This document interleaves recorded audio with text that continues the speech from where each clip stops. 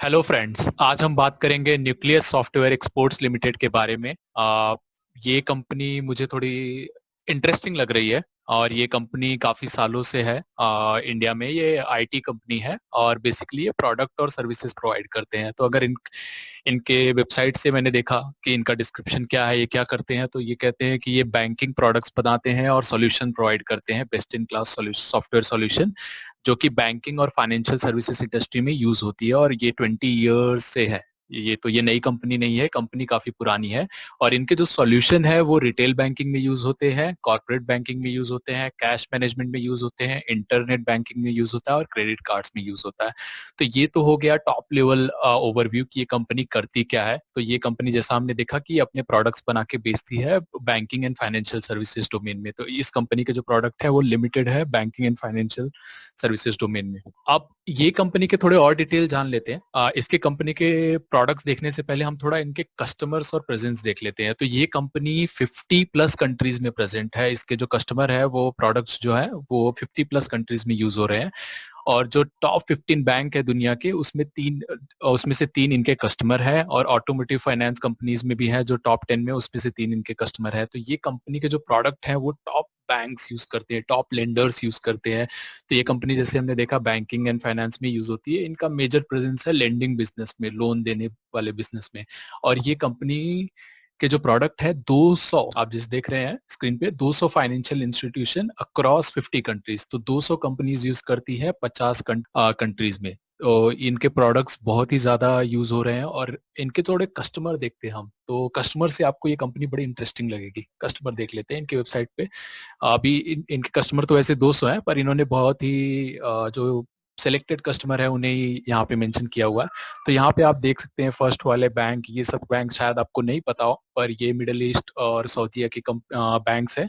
तो यहाँ आप देख रहे हैं ये इस्लामिक बैंक्स है। इस्लामिक बैंक्स के रूल थोड़े अलग होते हैं। हाँ, तो वो भी हम आगे समझेंगे कि कैसे ये इनको कैटर कर रहे हैं। पर आप यहाँ देखिए, जैसे बजाज फिनसर्व, जिसको आप जानते ही हैं, वो भी इनके प्रोडक्ट यूज करती है। बैंक ऑफ फ्लोरिडा, बैंकॉक में भी इनके प्रोडक्ट्स हैं। चाइना बैंक भी यूज कर रही है, तो इनके प्रोडक्ट चाइना में भी यूज हो रहे हैं। और भी नीचे आते जाएंगे तो हम देख रहे हैं डीसीबी बैंक, धनलक्ष्मी बैंक। तो आप देख रहे हैं जैसे बड़े से बड़े कंपनी यूज कर रहे हैं इनके प्रोडक्ट, छोटे से छोटे कंपनीज भी यूज कर रहे हैं बैंकिंग एंड फाइनेंस डोमेन में। नीचे आइए तो एचडीबी फाइनेंशियल सर्विसेज और एचडीएफसी बैंक भी इसके प्रोडक्ट यूज कर रही है, आईसीआईसीआई बैंक भी यूज कर रही है। तो हम जैसे जैसे नीचे आ रहे हैं हमें दिख रहा है कि सारी कंपनीज इनके पास ही है। मनापुरम फाइनेंस जो कि गोल्ड लोन में है, मनापुरम होम लोन, फिर आप L&T finance, sleep finance, PNB. तो आप देख रहे हैं ये इनके कस्टमर से टोयोटा, यस बैंक। तो आप देख रहे हैं इनके कस्टमर जो इन्होंने जैसे बताया कि 200 हैं। तो बैंकिंग एंड फाइनेंस में आप मोस्टली जो भी कंपनीज जानते हैं वो इनके ही प्रोडक्ट यूज कर रही है मोस्टली लेंडिंग के लिए। तो इनके जो कस्टमर हैं, आप कस्टमर देख के तो आपको इंटरेस्ट आ ही गया होगा कि इस कंपनी के प्रोडक्ट इतने अच्छे हैं, इतने बेहतर हैं कि टॉप बैंक्स भी यूज कर रहे हैं, normal banking and finance companies use कर रही है। ग्लोबली 50 कंट्रीज में 200 कस्टमर है इनके,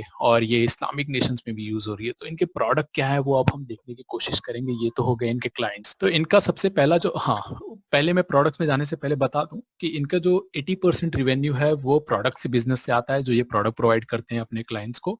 और ये सर्विसेज भी प्रोवाइड करते हैं। तो उसके अराउंड ट्रेनिंग हो गया, उसके अराउंड कंसल्टेंसी हो गया, या फिर इंफ्रास्ट्रक्चर सेटअप हो गया, या इंफ्रास्ट्रक्चर सपोर्ट हो गया। तो सर्विसेज भी प्रोवाइड करते हैं। सर्विसेज से इनका 20% रिवेन्यू आता है। तो मेजर इनका जो रिवेन्यू है उनके जो प्रोडक्ट प्रोवाइड करते हैं इससे आता है। तो अब आगे बढ़ के देखते हैं कि इस कंपनी के प्रोडक्ट्स है क्या। तो ये अपने प्रोडक्ट का नाम दिया है इन्होंने फिन1 नियो।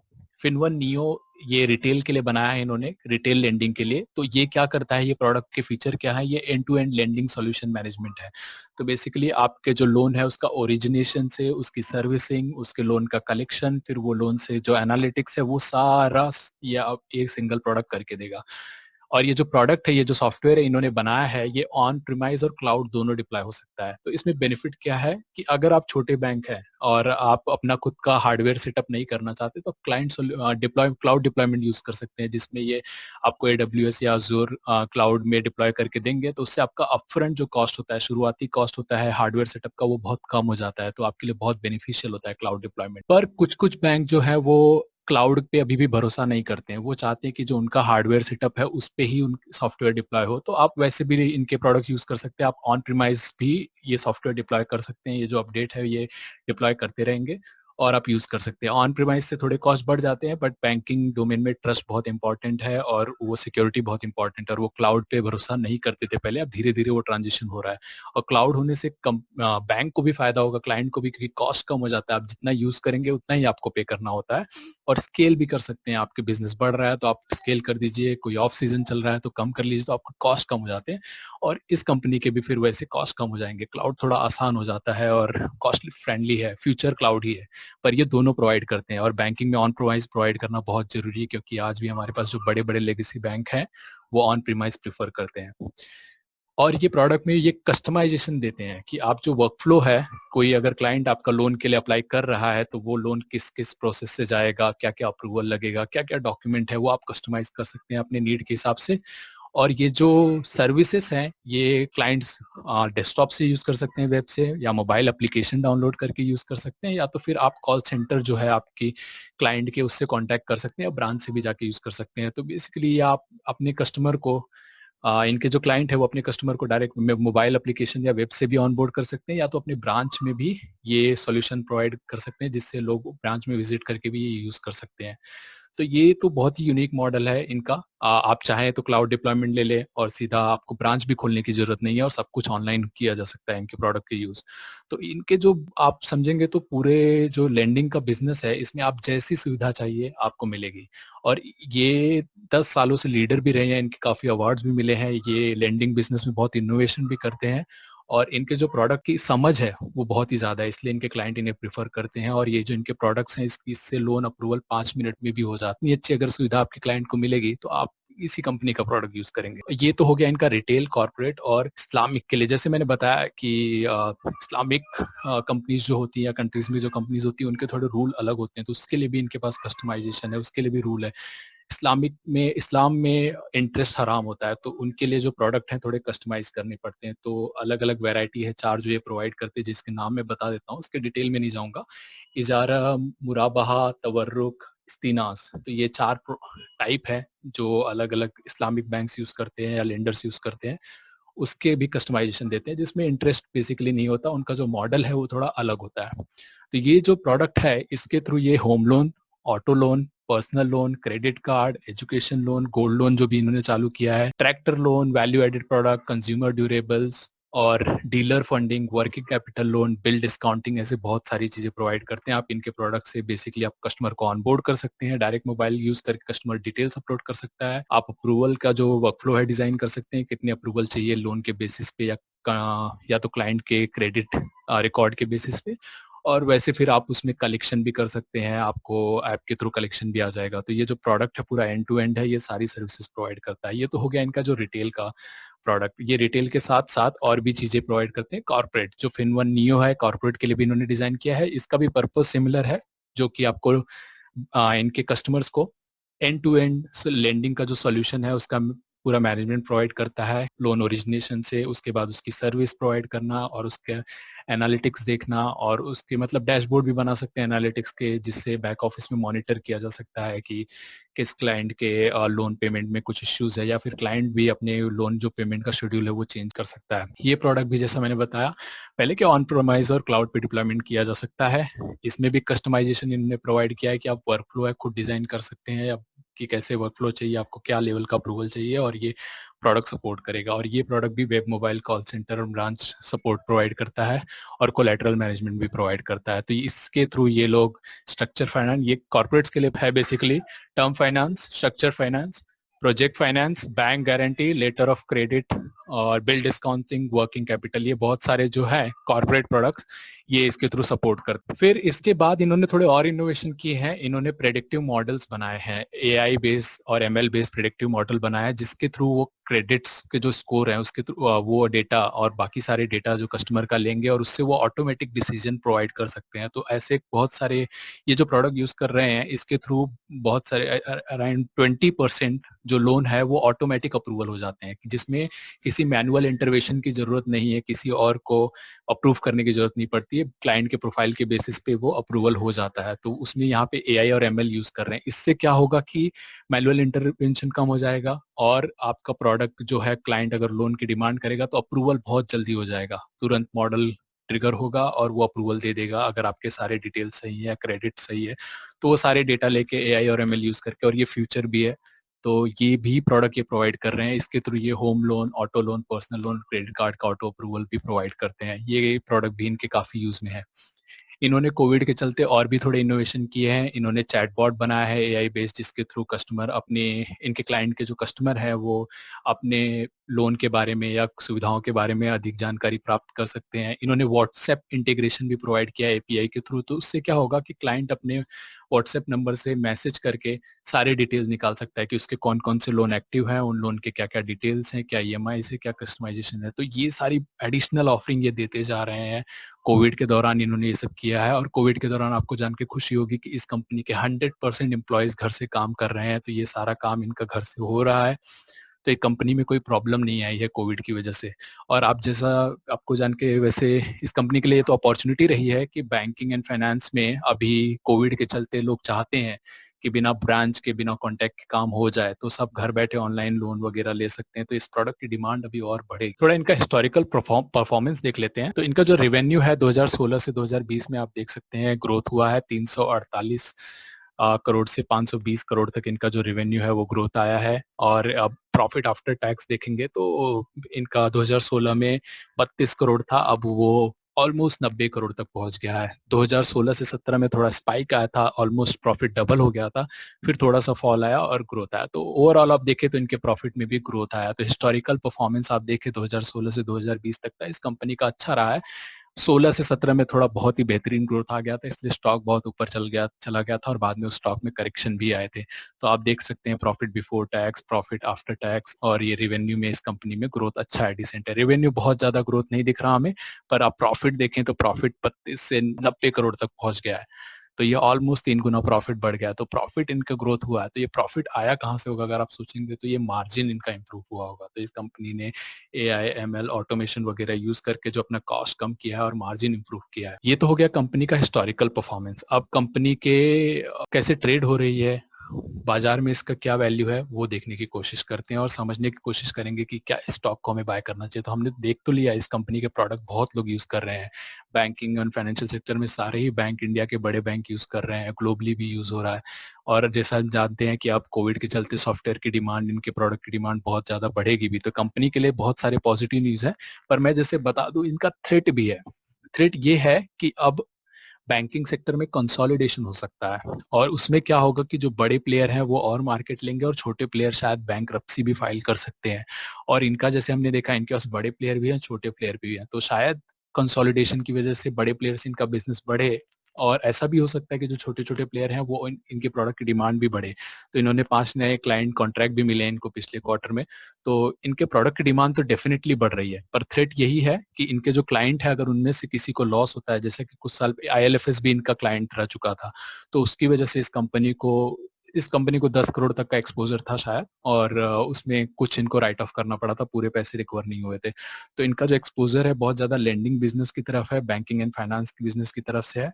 तो वहां से इनकी अपॉर्चुनिटी भी दिख रही है कि इनके प्रोडक्ट का डिमांड बढ़ेगा, पर इनके जो क्लाइंट है वो कैसा करते हैं उस पर भी डिपेंड करेगा। पर कंपनी का जो फोकस रहा है वो बड़े क्लाइंट पे रहा है। जैसे कि इंडिया में एचडीएफसी है, बजाज फाइनेंस है, बड़े बड़े प्लेयर में है, गोल्ड लोन में है, तो वो उनमें लॉस होने की जो प्रोबेबिलिटी है कम है। फिर भी आप समझ लीजिए कि इसका जो अपॉर्चुनिटी है उसका थ्रेड भी वही है। वो थोड़ा आप ध्यान में रखिएगा कि इनके डिमांड तो बढ़ रही है, पर क्या इनके पैसे रिकवर होंगे, वो भी इम्पोर्टेंट है। तो आज ये कंपनी 338 के भाव पे ट्रेड हो रही है, और ये फ्राइडे का है।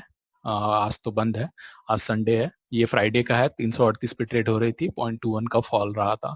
पिछले एक साल में देखे तो मार्च में स्टॉक गिर चुका था, 178 तक गया था। अब जिसने यहाँ पे लिया होगा उसको तो काफी अच्छा ग्रोथ मिल गया। ये स्टॉक ने वापस हाई बना लिया है 349 का, और ये स्टॉक बढ़ते गया है।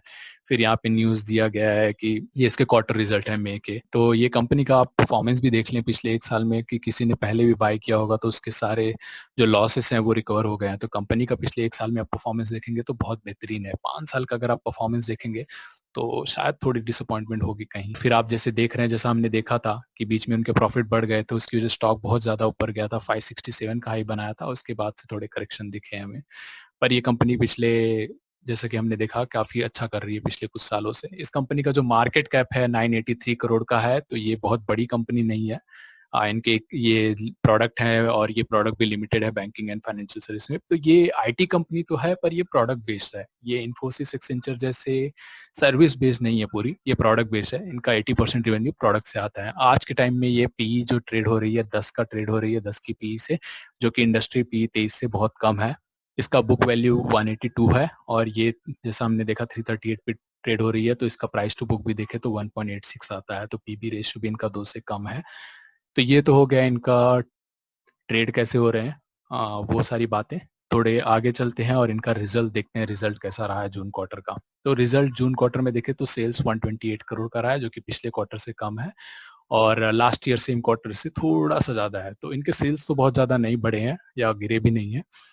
तो आगे बढ़ते, इंटरेस्ट देखे तो आप इनका इंटरेस्ट बहुत कम है। ये कंपनी वर्चुअली डेट फ्री है, इसमें ज्यादा डेट नहीं है। और आप नेट प्रॉफिट अगर आप देखें तो 36 करोड़ का प्रॉफिट आया है और पिछले साल से कंपेयर करें तो ऑलमोस्ट डबल से ज्यादा आया प्रॉफिट। तो इसके प्रॉफिट ग्रोथ बहुत अच्छे आए हैं पिछले साल से, और पिछले क्वार्टर से भी कंपेयर करें तो प्रॉफिट ग्रोथ बहुत अच्छा हुआ है। तो इस कंपनी के प्रॉफिट बहुत बेहतरीन तरह से बढ़े हैं। इसके रिजर्व्स देखें तो 424 करोड़ से 531 करोड़, बहुत ज्यादा नहीं बढ़े हैं पर ग्रोथ है। तो रिजर्व्स भी इस कंपनी के ठीक ठाक है। इनके मार्जिन अगर हम देख लें तो जैसा हमने देखा सेल्स तो बहुत ज्यादा नहीं बढ़े हैं पर इनके जो मार्जिन है वो बढ़ते गए हैं। 2016 में 16 से आज ये 25% का मार्जिन बढ़ा है। तो इस कंपनी में जो मार्जिन है वो बढ़ रहा है। इसका मतलब ये है कि कंपनी में या तो इनके जो प्रोडक्ट है उसके जो कॉस्ट है वो कम हो रही है या तो फिर वो प्रीमियम कमांड कर पा रहे हैं। तो ये कंपनी का जो मार्जिन है वो बहुत अच्छा मेंटेन किया और मार्जिन में ग्रोथ बहुत अच्छा दिखाया हमें इस कंपनी में। लेवरेज रेशियो में देखें तो डेट टू इक्विटी 0 है। तो जैसा मैंने बताया कंपनी वर्चुअली डेट फ्री है, कंपनी में डेट नहीं है। वैल्यूएशन रेशियो में हम देख लें जैसे कि पहले ये कुछ अराउंड 2016 में 20 पी पे ट्रेड हो रही थी, फिर ये 14, 12 और अभी ये थोड़े कम पी पे ट्रेड हो रही है। तो इसके जो वैल्यूएशन है पी, तो कभी ये बहुत ज्यादा पी पे ट्रेड हुई नहीं और इसकी वजह भी है, वो समझेंगे हम क्यों। और अगर प्राइस टू बुक देखें तो आज के टाइम में 1.86 है पर एक हिस्टोरिकल प्राइस बुक देखें आप तो अराउंड 2 के आसपास रही है। 2018 में बहुत ज्यादा प्राइस टू बुक हो गया था, अब ये करेक्ट हो गया है 1.86 पे ट्रेड हो रहा है। ग्रोथ रेशियो देखें तो पिछले सेल्स में आप देखेंगे तो ग्रोथ बहुत ज्यादा नहीं है। सेल्स में ग्रोथ 13% का ही है पिछले 3 साल का, पर आप प्रॉफिट ग्रोथ देखें तो 20% का। तो इस कंपनी में जो प्रॉफिट ग्रोथ है वो अच्छे दिख रहे हैं, सेल्स ग्रोथ बहुत ज्यादा नहीं है। जैसा कि हमने देखा इनके क्लाइंट ऑलरेडी सारे बड़े कस्टमर हैं, तो कस्टमर तो ऑलरेडी इनके सारे कंपनीज बन चुके हैं। तो ग्रोथ बहुत ज्यादा नहीं दिख रही है सेल्स में, पर प्रॉफिट में ये इम्प्रूवमेंट हो रही है। नए नए प्रोडक्ट बना रहे हैं, इनोवेशन बहुत ज्यादा कर रहे हैं, एआईएमएल यूज कर रहे हैं, प्रेडिक्टिव एनालिसिस, तो फ्यूचर टेक्नोलॉजीज ये यूज कर रहे हैं। तो ऐसा नहीं है कि ये लेगेसी सिस्टम है, इनके इनके सिस्टम भी बहुत बेहतरीन है। इस कंपनी का अगर आप डिविडेंड देखें, डिविडेंड रिकॉर्ड बहुत ही बेहतरीन रहा है। 2016 में 50% का डिविडेंड रहा है, 17 में 50%, 80%, 90%, 30%। तो इस कंपनी का जो डिविडेंड रिकॉर्ड रहा है बहुत अच्छा रहा है। तो जैसा कि हमने देखा इस कंपनी का जो बिजनेस है वो बहुत बेहतरीन, इसके जो प्रोडक्ट है बहुत बेहतरीन है। प्रोडक्ट से जो क्लाइंट है उनका टाइम टू मार्केट बहुत कम हो जाता है, क्लाउड बेस्ड भी है प्रोडक्ट, तो फिर क्लाइंट को भी कॉस्ट बहुत कम हो जाता है। तो इस कंपनी का जो प्रोडक्ट है बहुत अच्छा है और मुझे नहीं लगता आप कंपटीशन में ऐसे टाइम में कोई और इनसे कम्पीट करने के लिए आएगा। तो प्रोडक्ट इस कंपनी के बहुत अच्छे हैं और हमने क्लाइंट भी जैसे देखे सारे जगह हैं और ये अपने बिजनेस की समझ बहुत ज्यादा रखते हैं। तो इसलिए आप देख सकते हैं कि इस्लामिक कंपनीज भी इनके प्रोडक्ट को यूज करती है, उनके लिए भी कस्टमाइजेशन दिया हुआ है इन्होंने। तो ये कंपनी का जो प्रोडक्ट है वो अब ये प्रोडक्ट ये अपने बिजनेस जो है एक ही बिजनेस में फोकस किया इन्होंने, लेंडिंग बिजनेस में, और उसमें उनकी समझ बहुत अच्छी है।